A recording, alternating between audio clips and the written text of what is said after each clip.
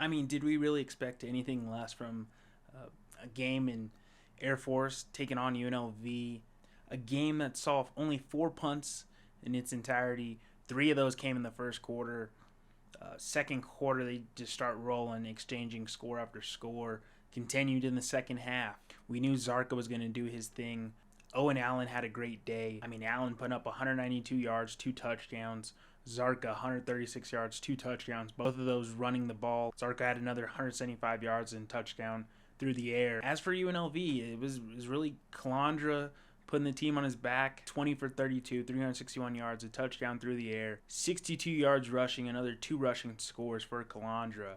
Jaden Thomas had 88 yards and a touchdown himself. Air Force would go into halftime with the lead. A stronger third quarter for the Rebels and outscoring them in the fourth quarter as well. This was a game that was going back and forth, high scoring. 99 total points in this game. 6 touchdowns in the fourth quarter. It was really, being unable for the Rebels to stop the Falcons' running game.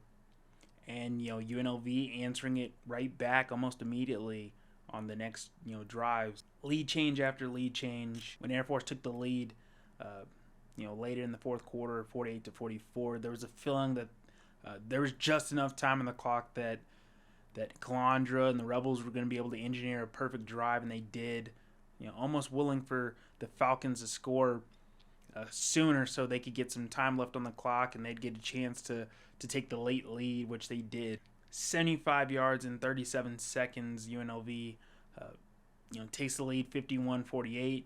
Air Force, led by Zarka, would able to get them within field goal range, but a young sophomore kicker, with about 35-yard range, he just misses it wide right, and UNLV goes on 6-0 in the season, bowl eligible, 2-0 in Mountain West play.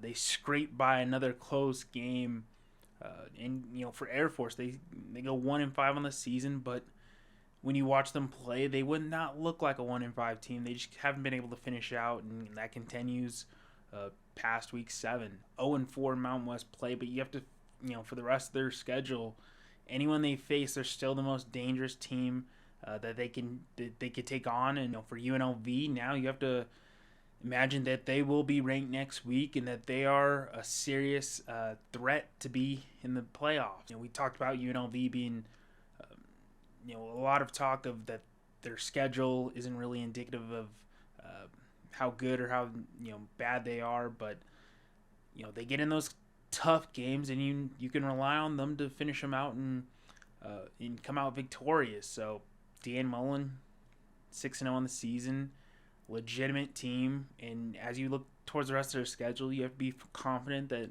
handle any team that they're facing. Final score in this one, 51-48, UNLV over Air Force.